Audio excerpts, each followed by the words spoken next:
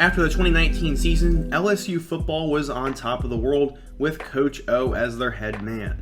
Flash forward a little bit under 2 years, and they now have a new head coach, are coming off their worst season in a long time, and many are wondering what the future of the program is going to look like.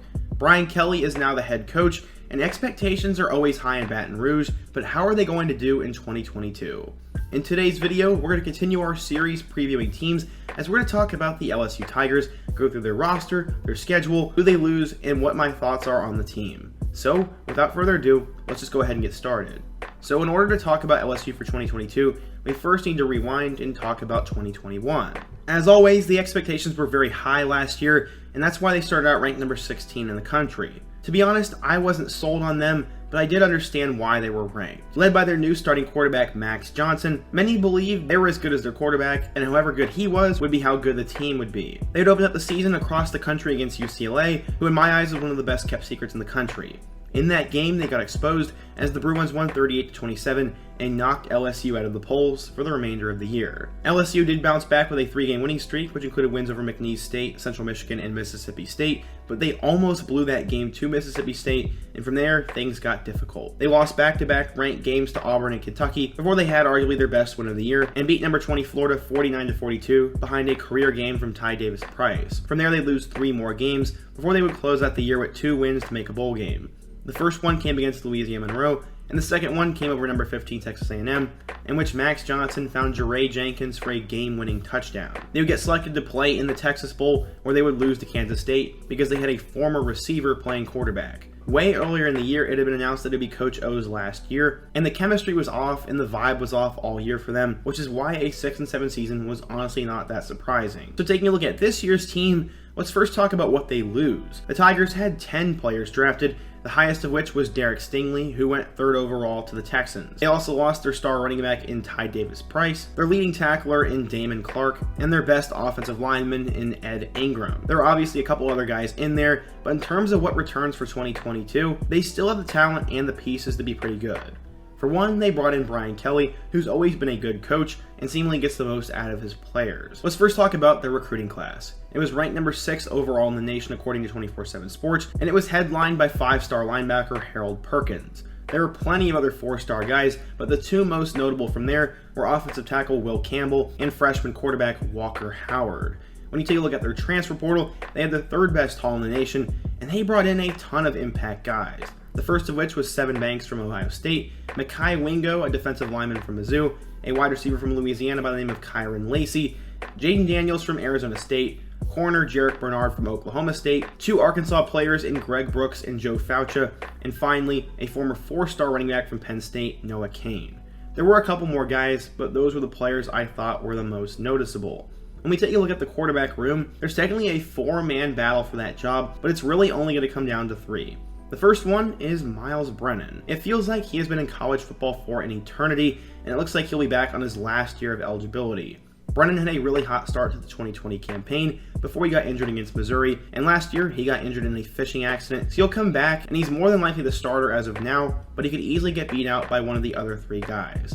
I'm going to bring up Walker Howard next, as he is a 5-star according to some sources, and if Kelly thinks that Howard gives him the best chance to win, he'll play him, and he does have a lot of talent, but I think he's obviously a year or 2 away. That leaves 2 other options, Jaden Daniels and Garrett Nussmeier. Let's first talk about Nussmeier. He was a 4-star recruit coming out of high school and was a true freshman last year. He got a couple of opportunities to play, and according to my research, he has had a pretty good spring, but I do think he is the 3rd man in the battle and is a step behind Jaden Daniels.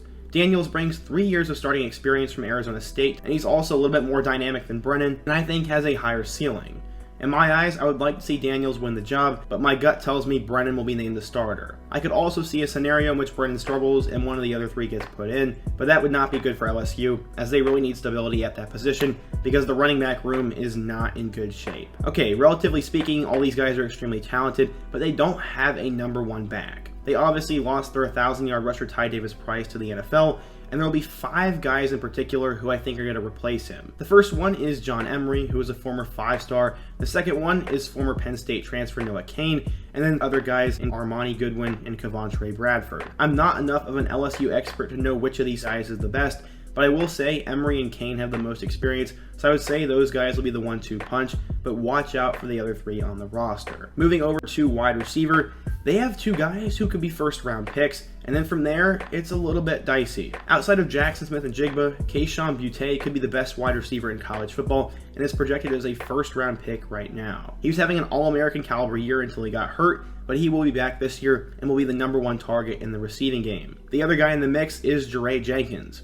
When Boutte went down, Jenkins stepped up and quietly became one of the better receivers in the SEC.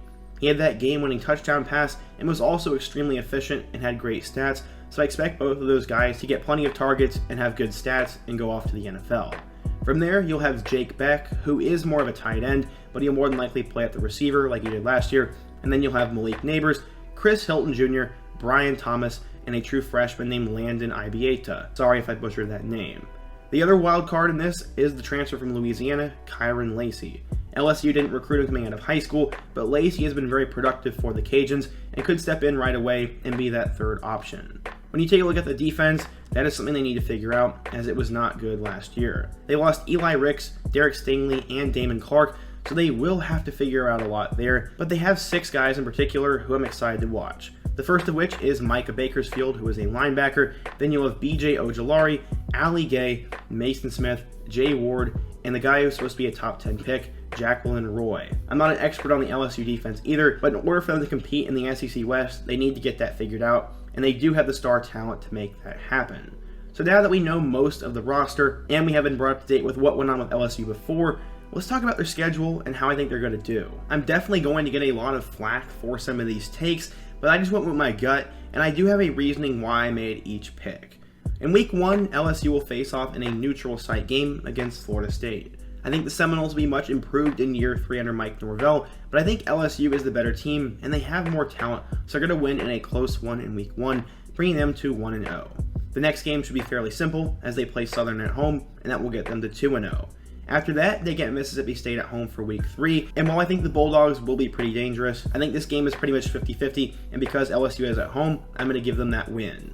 From there, they also play against New Mexico, and that will get them to 4-0. That sounds like a very promising start, but then they hit a pretty difficult stretch. The next 2 picks are probably not going to be very popular. Their first true road game of the year will be in the Plains against Auburn, and while I'm actually a Brian Harsin supporter, I'm not too thrilled with the personnel that Auburn has, and I think LSU will be riding momentum and go ahead and get that win, bringing them to 5-0.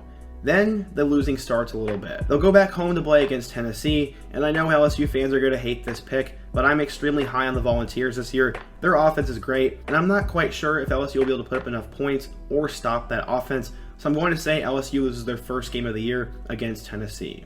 From there, they play their annual game on the road against Florida, and I'm also very high on Billy Napier and the kind of culture and team he's going to have, and I think LSU loses that game as well. That brings them to 5-2 as they get a home matchup with Ole Miss. While I am a Lane Kiffin believer, I think it's going to take a little bit of time for the new offense to click, and with this game being at home and LSU trying to avoid a 3-game losing streak, I think they're going to take care of the Rebels in a really thrilling matchup.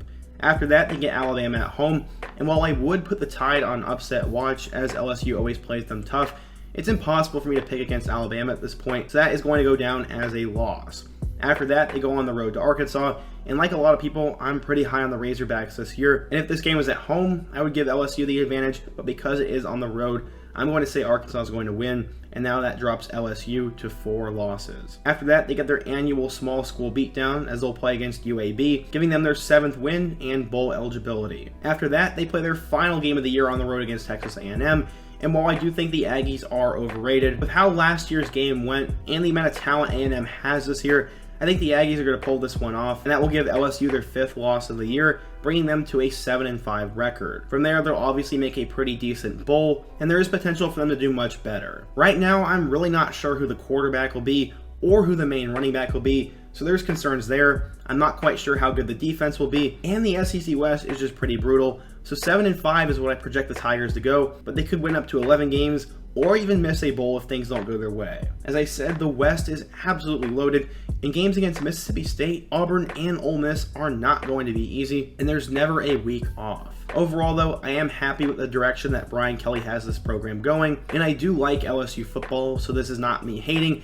this is just my honest prediction, which will 100% be wrong, like it always is. If you're an LSU fan, though, what do you think? What do you make of the quarterback and running back room? Who's a player I should keep an eye on, and how do you think the team will do this year? If you're a fan of another school, give me your thoughts on LSU, and let me know what school I should take a look at in my next preview. And also, before you go, don't forget to subscribe, smash that like button, and check out all my other videos on the end screen, including all my 2022 previews. I hope to see you guys again soon, but until next time, peace.